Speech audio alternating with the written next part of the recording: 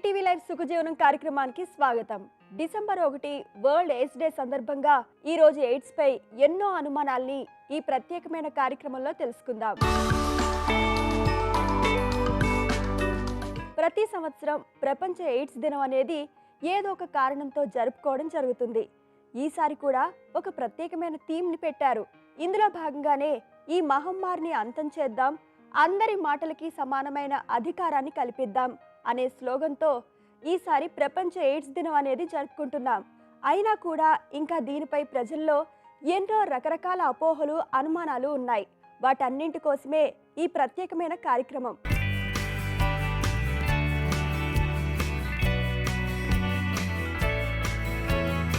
Doctor గారు, ఈరోజు ప్రపంచ ఎయిడ్స్ దినం కదా, ఈ సందర్భంలో యునైటెడ్ నేషన్స్ ఎయిడ్స్ ఆర్గనైజేషన్ ఇచ్చిన థీమ్ గురించి చెప్తారా? ప్రతి సంవత్సరం డిసెంబర్ 1 ప్రపంచ ఎయిడ్స్ దినం. దాన్ని పురస్కరించుకుని యునైటెడ్ నేషన్స్ ఎయిడ్స్ ఆర్గనైజేషన్ వాళ్ళు ఒక థీమ్ ఇస్తారన్నమాట. ఈ సంవత్సరం ఇచ్చిన థీమ్ ఏంటంటే end inequalities, end AIDS, end pandemics. అంటే అంతరాల్ని అంతమొందించండి, ఎయిడ్స్ని తుదముట్టించండి, మహమ్మారిని మట్టు పెట్టండి అని మనం అనుకున్నాం. ఏమిటి ఇన్ఈక్వాలిటీస్? ఇన్ఈక్వాలిటీస్ అంటే ఈ ఎయిడ్స్ వచ్చిన వ్యక్తుల ఎళ్ళ ఎన్నో రకాలుగా వివక్షత ఉంటుంది. కొన్ని దేశాలు అయితే ఆ దేశాలకు వెళ్ళాలంటే ఎయిడ్స్ ఉన్నట్లయితే ఆ దేశంలో వాళ్ళ ప్రవేశించడానికి వీలు లేదు. తక్కిన వాళ్ళకి మరి వివక్షత చూపిస్తున్నారు లేదా? ఆ వివక్షత తప్పు. అలాగే కొన్ని చోట్ల ఉద్యోగాల్లో ఉన్నవారు ఎయిడ్స్ ఉందంటే ఉద్యోగం తీసేస్తారు. అలాగే కొంతమంది ఎయిడ్స్ ఉంటే ఇళ్ళు అద్దెకి ఇవ్వరు. అరంగా ఎన్ని రకాలుగానో వాళ్ళ డిఫరెన్సియేషన్, డిస్క్రిమినేషన్ ఉంటుంది అన్నమాట. హ్యూమన్ రైట్స్ ప్రకారంగా ఎయిడ్స్ వ్యాధి ఉన్నప్పటికి కూడా అందరితో సమానంగానే చూడబడాలి. కానీ ఎక్కడ ఈక్వాలిటీ ఉంది? అందుకనే ప్రపంచ ఆరోగ్య సంస్థ విషయంలో ఈ యునైటెడ్ నేషన్స్ ఎయిడ్స్ కంట్రోల్ వాళ్ళు ఇచ్చిన ఏంటంటే యుఎన్ఎయిడ్స్ వాళ్ళు ఎండ్ ఇన్ఈక్వాలిటీస్, అంతరాలు పనికిరావు, ఎయిడ్స్ ఉన్నప్పటికీ అందరితో సమానమే, ప్రభుత్వాలు ఈ విషయంలో శ్రద్ధ వహించాలి. రెండోది ఎండ్ ఎయిడ్స్. 2030 నాటికి ప్రపంచంలో అసలు ఎయిడ్స్ అంటూ ఉండడానికి వీల్లేదు. అసలు 2025కి తర్వాత నో న్యూ కేస్ అనేది ఏనాడో నిశ్చయించింది. మొత్తం అసలు కేసులను ఐడెంటిఫై చేసి వాళ్ళందరికీ తగినటువంటి వైద్య సేవలు అందించి ఆ రంగా చక్కగా ఆరోగ్యాన్ని కాపాడాలి. ఏమైనా 2030 నాటికి అంటే ఇంకొక 10 సంవత్సరాల్లో ఈ భూమండలంలోంచి ఎయిడ్స్ని తరిమి కొట్టాలి అనేది. అంచేత ఎండ్ ఎయిడ్స్, ఎయిడ్స్ని తుదముట్టించండి. ఇక నెక్స్ట్ పాండమిక్స్. మనం చూసాం కరోనా, ప్రపంచంలో దేశాలన్నీ కూడా గడగడలాడిపోయాయి. పాండమిక్ అంటే గడగడలంటే ఆరోగ్యరీత్యానా, ఆర్థికంగా ఎంత అయిపోయాయి, రాజకీయంగా పెద్ద సమస్యలు అయిపోయినాయి, సామాజికంగా ఎంతో సమస్యలు అయిపోయాయి, కుటుంబపరంగా ఎంతో బాధలు పోయి జనాలు అన్ని రకాలుగా ఆరోగ్యపరంగా, సామాజిక పరంగా, ఆర్థిక పరంగా ఈ యొక్క మహమ్మారి వల్ల ఎంతో ఇది చెప్పారు. ఇలాంటి మహమ్మారిని మట్టు పెట్టాలి. ఎయిడ్స్తో పాటు మహమ్మారిని కూడా లేకుండా చేసుకోవాలి. ఈ రకంగా ఎంతో గొప్ప సందేశం యుఎన్ ఎయిడ్స్ ఇచ్చింది, థీమ్ ఇచ్చింది. దానికి ప్రపంచంలో దేశాలన్నీ కూడా నడుం బిగించి చిత్తశుద్ధితో పనిచేయాలని యుఎన్ ఎయిడ్స్ యొక్క ఆలోచన. దానికి అందరూ చేసినట్టయితే మనం చాలా చక్కగా ఆరోగ్యంగా హాయిగా ఉంటాం. డాక్టర్ గారు, ప్రపంచంలో ఇప్పుడు ఎయిడ్స్ పరిస్థితి ఎలా ఉంది? అలాగే మన భారతదేశంలో ఎయిడ్స్ పరిస్థితి ఎలా ఉంది? ఎయిడ్స్ తగ్గుముఖం పట్టిందంటారా? 2000 సంవత్సరం ఉన్నప్పుడు ఎయిడ్స్ క్లైమాక్స్లో ఉందండి. ఎయిడ్స్ వ్యాధి ప్రపంచంలో ఎంతో ఎక్కువగా ఉంది. కానీ యాంటీ రిట్రోవైరల్ డ్రగ్స్ వచ్చిన తర్వాత, అలాగే ఇతర జాగ్రత్తల వల్ల చాలా వరకు తగ్గుతూ వచ్చేసింది, చాలా వరకు తగ్గింది. కంపారిటివ్గా 2010 నుంచి ఇప్పుడు 2021 వచ్చింది కదా, ఇప్పుడు చూసినట్లయితే హెచ్ఐవి కేసులు ప్రపంచం మొత్తం మీద చూసినట్లయితే 30% తగ్గిపోయాయి 2010 నుంచి ఇప్పటిగా చూసినట్లయితే. ఇప్పుడు హెచ్ఐవి వల్ల, ఎయిడ్స్ వల్ల మరి బాధపడుతున్న వాళ్ళు ప్రపంచంలో 3,70,00,000 మంది ఉన్నారు. ప్రపంచం మొత్తం 3,70,00,000. దాంట్లో చిన్నారులు పుట్టుకతోనే ఎయిడ్స్కి గురై ఉన్నవాళ్ళు 10,70,000 ఉన్నారు. ఇది ఎలా ఉండగా ఏటా 10,50,000 మంది కొత్తగా ఎయిడ్స్కి గురి అవుతున్నారు. దీనికి కారణం ఏంటంటే సరైన అవగాహన లేకపోవడం, అవగాహన రాహిత్యం కానీ, నిర్లక్ష్యం గురించి కానీ, అంటే ఎయిడ్స్ గురించి తీసుకొని జాగ్రత్త తీసుకోకపోవడం వల్ల. ఇది ఇలా ఉంటే మన భారతదేశంలో ఎయిడ్స్కి గురైన వాళ్ళు ఇప్పుడు 23,48,000 మంది ఉన్నారు. మన ఆంధ్రప్రదేశ్లో 3 లక్షల మంది పైగా మన ఆంధ్రప్రదేశ్లో ఉన్నారు. ఏమైనా తగ్గుముఖం పడింది. అయితే కొన్ని దేశాల్లో, ఆఫ్రికా లాంటి దేశాల్లో, సబ్ సహారన్ కంట్రీస్లో అక్కడ ఇంకా ఎక్కువ ఉన్నాయి. మన భారతదేశంలో ఒక 100కి 3, 4 ఉన్న రోజుల్లో ఆఫ్రికాలో 100కి 50 మంది, 60 మంది, 70 మంది ఉండేవాళ్ళు. సగం మంది పైగానే ఉండేవాళ్ళు అక్కడ ఎయిడ్స్ పేషెంట్స్ జనాభాలో. అలాంటిది ఇప్పుడు భారతదేశం బాగా తగ్గుముఖమటి. మన భారత ప్రభుత్వం నేషనల్ ఎయిడ్స్ కంట్రోల్ ఆర్గనైజేషన్ తరపున చాలా కృషి చేశారు. అలాగే సమాజంలో కూడా చాలా మార్పు వచ్చింది. ఆ రంగా చాలా వరకు తగ్గించి చెప్పచ్చు. ఇంకా అయితే ఒకటి 2030 నాటికి మనం అసలు ఎయిడ్స్ అనేది లేకుండా, ఒకనప్పుడు ఎయిడ్స్ అనే ఒక మహమ్మారి ఉండేదట, అది ఎంతమందినో పట్టణ పెట్టుకుందట అనే విధంగా ఉండే పరిస్థితి రావాలి. అలా వస్తుంది. దానికి కావాల్సినంటే జనంలో చైతన్యం. ఎయిడ్స్కి సరైన మంది ఏంటంటే జన చైతన్యం. ఆ జన చైతన్యంతోనే మనం ఎయిడ్స్ నివారించగలుగుతాం. డాక్టర్ గారు, ఎయిడ్స్ నివారణలో ప్రభుత్వం, స్వచ్ఛంద సంస్థలు, ప్రజల కర్తవ్యం ఏంటో చెప్తారా డాక్టర్ గారు?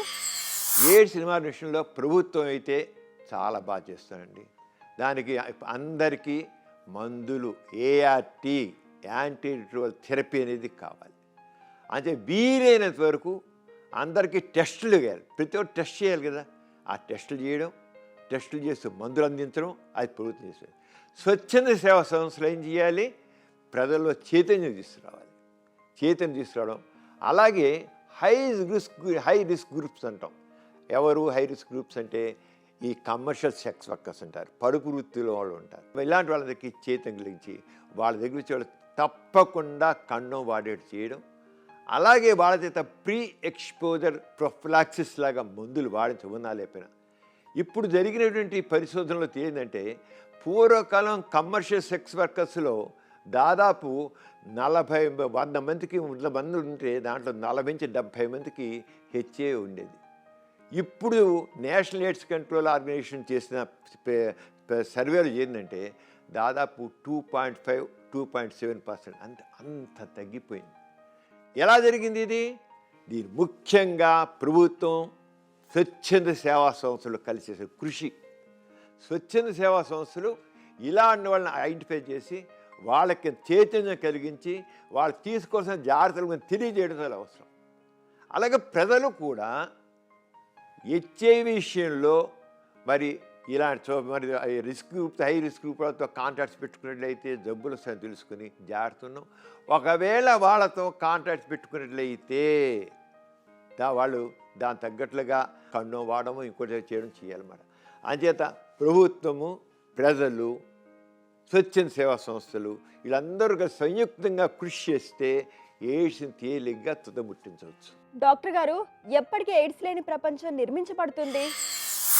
యుఎన్ ఎయిడ్స్ ప్రకారంగా 2030 నాటికి, అంటే ఇంకొక 9-10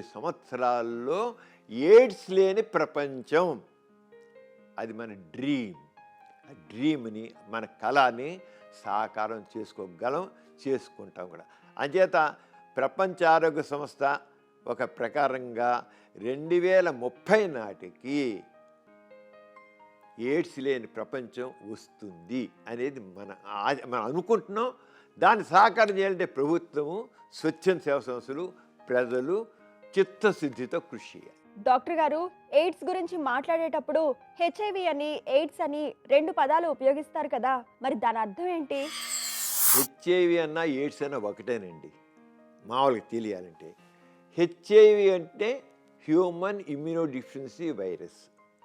ఆ హెచ్ఐవి వల్ల వచ్చే, ఆ క్రిమి వల్ల వచ్చే వ్యాధిని ఏమంటాము? హెచ్ఐవి డిసీజ్ అంటున్నారు, లేదా ఎయిడ్స్ వ్యాధి అనొచ్చు. అయితే ఎయిడ్స్ అని అనగానే నీకు ఎయిడ్స్ వ్యాధి వచ్చిందయ్యా అంటే భయపడిపోతున్నారు. అంచేత అంత భయం లేకుండా ఉండడం కోసం ఏంటంటే నీకు హెచ్ఐవి వచ్చింది. ఎయిడ్స్ అని కానీ ఒక పెద్ద భూతంలాగా జనంలో ఒక రకమైన భయం ఉంది.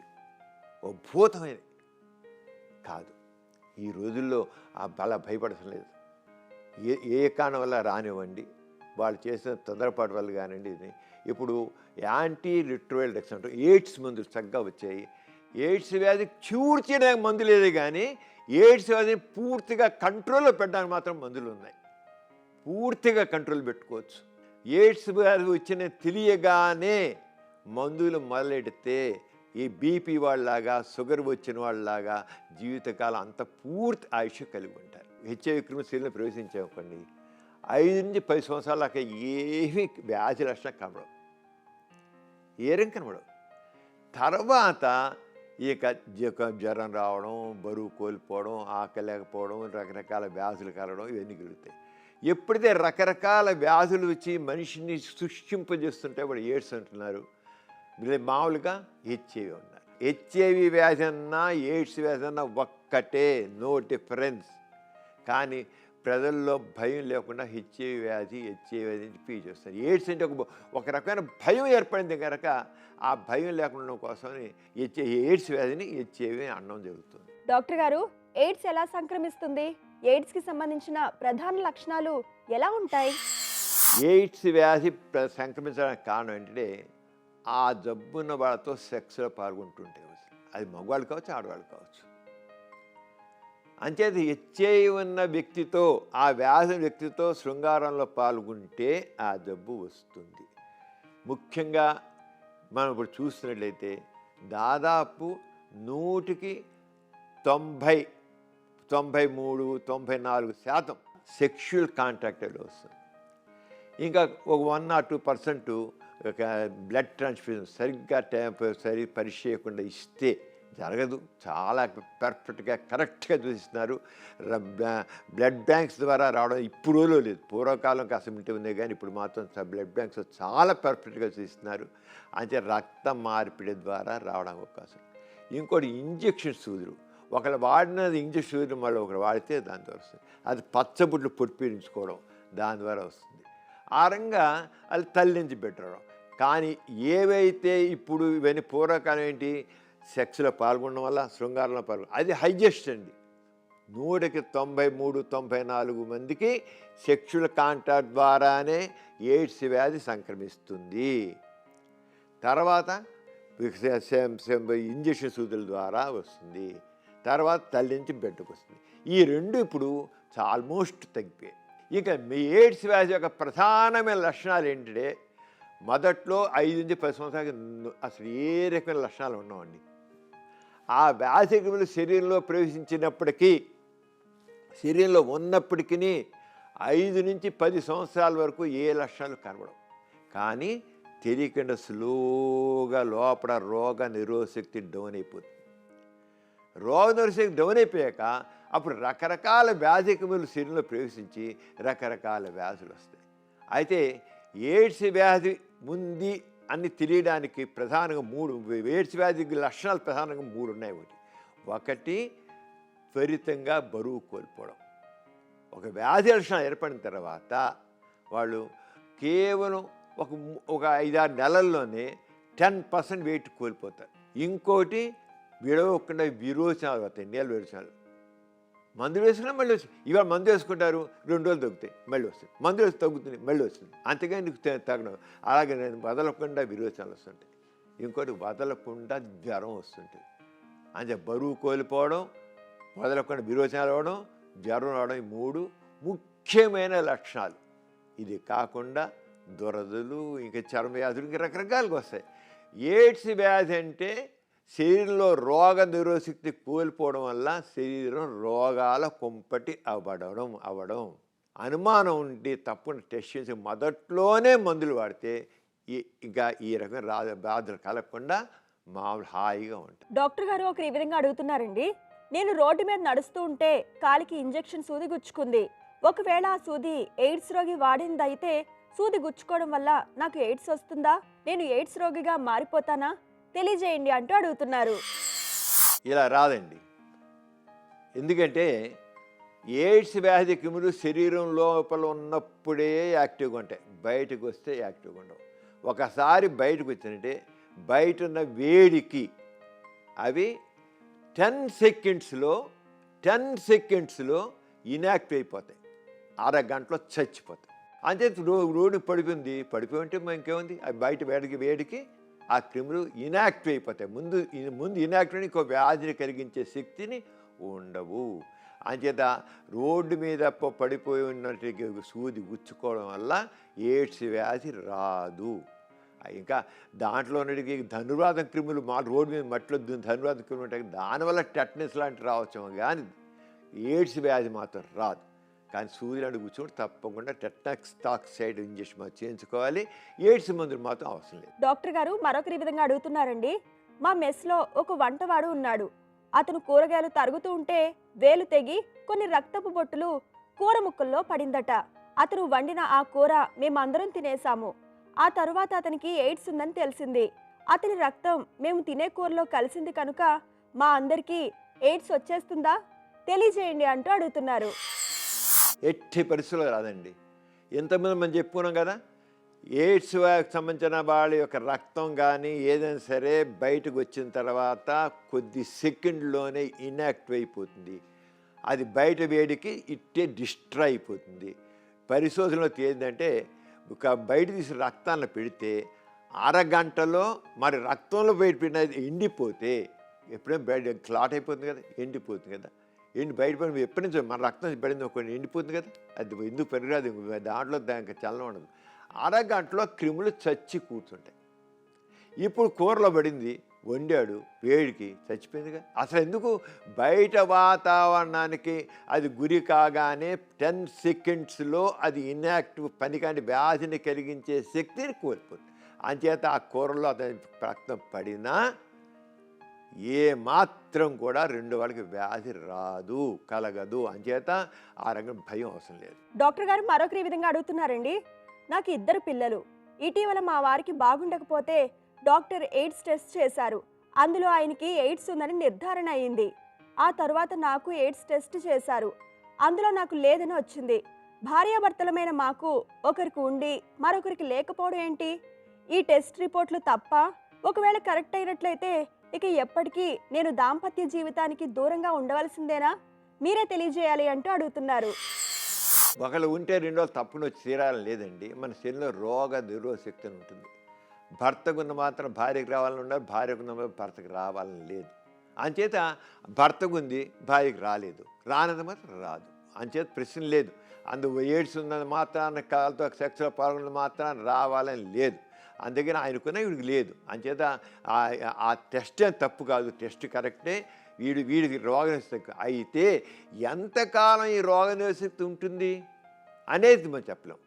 కానీ ఇంతవరకు మాత్రం ప్రస్తుతానికి మాత్రం ఆవిడకి రోగ నిరోధక శక్తి ఉండబట్టి ఆయన నుంచి ఆవిడకి సంక్రమించలే కనుక ఆవిడకి భయం లేకుండా ఉండొచ్చు. ఇక ముందు ఉండాలంటే ఏం చేయాలంటే కన్నం పెట్టి కాలన కలవాలి. లేకపోతే ఆయన అట్లా హెచ్ఐవి మందులు వాడుకుంటూ ఈవిడేమో ప్రెప్ ట్రీట్మెంట్ అన్నమాట, ప్రీ ఎక్స్పోజర్ ప్రొఫ్లాక్స్ లాగా మందులు వేసుకోవాలి. అది తర్వాత చెప్పుకున్న డీటెయిల్గా ఆ మందులు వేసుకుంటే ఈవిడకు రాకుండా సంసారం చేయొచ్చు మామూలుగానే. డాక్టర్ గారు మరొకరి విధంగా అడుగుతున్నారండి. నేను బార్బర్ షాప్కి వెళ్ళాను. అతను గెడ్డం చేసినప్పుడు రేజర్ వల్ల గాయం అయింది. అంతకుముందు ఆ రేజర్తోనే ఏ ఎయిడ్స్ రోగికో గెడ్డం చేసినట్లయితే నాకు రావడానికి అవకాశం ఉందా తెలియజేయండి అంటూ అడుగుతున్నారు. రాదండి, చెప్పుకున్నాం కదా. ఒక్కసారి ఎయిడ్స్ వ్యాధికులు బయటకు వచ్చినట్లయితే అవి కొద్ది సెకండ్స్లోనే ఇనాక్టివ్ అయిపో పనికి రాకుండా పోతాయి. దానికి వ్యాధి కలిగే శక్తి ఉండదు. అదే కాకుండా మన గడ్డం గీసినప్పుడు సోప్తో క్లీన్ చేస్తాడు, లేదా డెటాల్ నీళ్ళు పూస్తాడు. ఆ డెటాల్ పూసాడు, డెటాల్ క్రిములు కానీ సోప్ వాటర్ కానీ తగిలితే సెకండ్స్లో ఆ క్రిములు చచ్చిపోతాయి. అంచేత బార్బర్ షాప్లో వాడు ఎట్లానే కొద్దిగా సోప్ రాస్తాడు, సోప్ సొల్యూషన్, లేదా డెటాల్ నీళ్ళు రాస్తే దానికే చచ్చిపోతాయి. అంచేత ఆ ప్రశ్నే లేదు. అతని ముందు ఇతనికి తెగినప్పటికీ ఆ ముందు వాడికి గడ్డం చేసినప్పుడు చేయడం వల్ల, లేదా ఇతను సబ్బు రాయడం వల్ల ఆ క్రిములు ఏమాత్రం రెండో వాడికి వ్యాధిని కలిగించే శక్తిని కలిగి ఉండవు. చూసారు కదండి ఇవాళ సుఖజీవనం కార్యక్రమం. మీకు కూడా లైంగిక సమస్యలు కానీ సంతానలేమి సమస్యలు ఏమైనా ఉంటే మీ సమస్యలను వాట్సాప్ ద్వారా పంపొచ్చు. 8008532087 అనే నెంబర్కి వాట్సాప్ చేయండి. అలాగే మీ సమస్యలను మాకు ఈమెయిల్ ద్వారా కూడా పంపొచ్చు. మా ఈమెయిల్ ఐడి bms@etv.co.in. అలాగే మీ సమస్యలను మాకు ఉత్తరాల ద్వారా కూడా పంపొచ్చు. మా చిరునామా Sukhajeevanam, ETV live, Ramoji film city, Hyderabad 501512. ఇది ఇవాల్టి సుఖజీవనం కార్యక్రమం. మరొక చక్కని అంశంతో మళ్ళీ కలుసుకుందాం. అంతవరకు సెలవు. నమస్కారం.